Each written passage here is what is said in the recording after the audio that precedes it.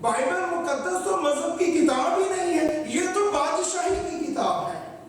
آدم کو اس نے بادشاہ ہونے کے لیے پیدا کیا، ابراہیم کو چنا، کہا تو بادشاہ ہوگا یہاں کا، تیری اولاد میں سے بادشاہ برپا ہوں گے۔ پھر یسوع آیا، اس کی ران کے اوپر اور پوشاک کے اوپر کیا لکھا ہے، اور بائبل میں یہی ایک بات ہے جو بولڈ میں لکھی گئی، واضح لکھی گئی ہے، خداوندوں کا خداوند اور بادشاہوں کا بادشاہ، یہ لکھ دیا گیا۔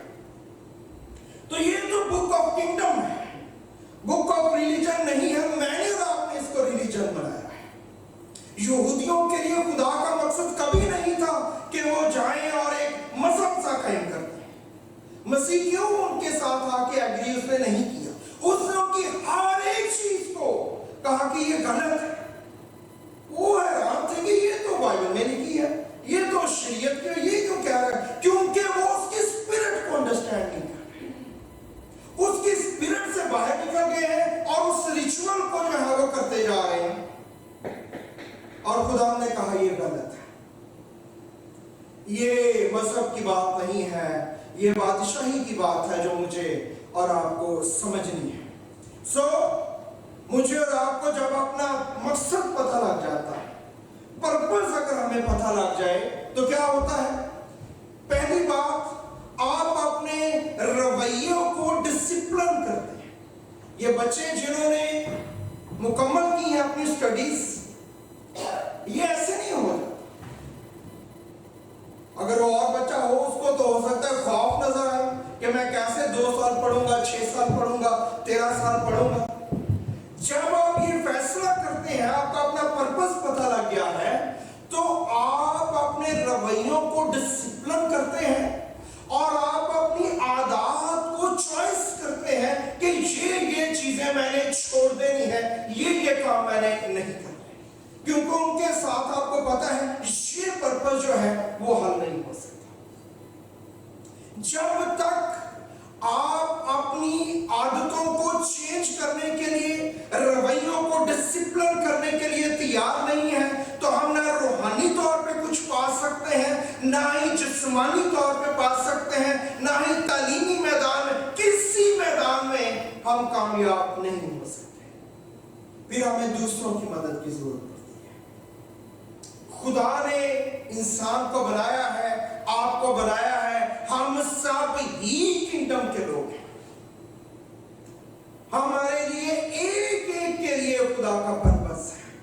باقی جو غیر مسیحی ہیں یا خدا کو نہیں جانتے یا خدا کو مانتے ہی نہیں ہیں، ان کی تو الگ بات ہے۔ ہم جو مانتے ہیں، ہم بھی جو ہے وہ خدا سے اپنا پرپس اور مقصد نہیں پوچھتے کہ کیا ہے، مجھے کیوں بنایا ہے، مجھے کیوں بلایا ہے، میری روح کو کیوں زمین پہ ٹائم میں کیوں تو نے ٹریپ کیا، لیمٹ کیا، پرپس کیا ہے تیرا؟ آپ جو کچھ کرتے ہیں اس کا کوئی پرپس ہے، اور خدا نے آپ کو یہاں پہ بھیجا ہے تو اس کا کوئی پرپس نہیں ہے۔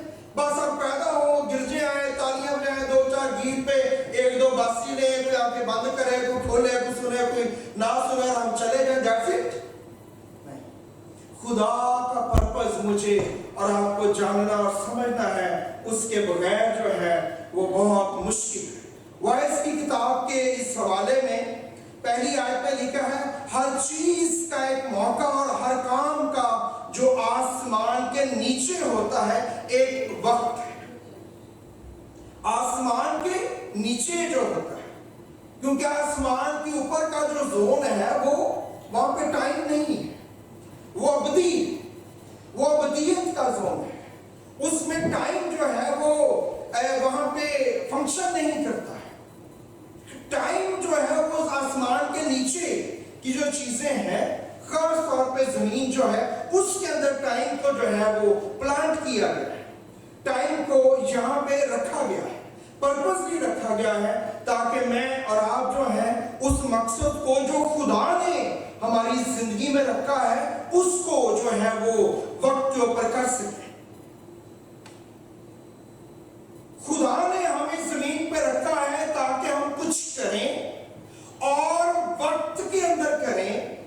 ہمیں کچھ کرنے کے لیے زمین پہ بھیجا گیا ہے اور ہمارے پاس اس پرپس کو فل लामहदूद टाइम नहीं है।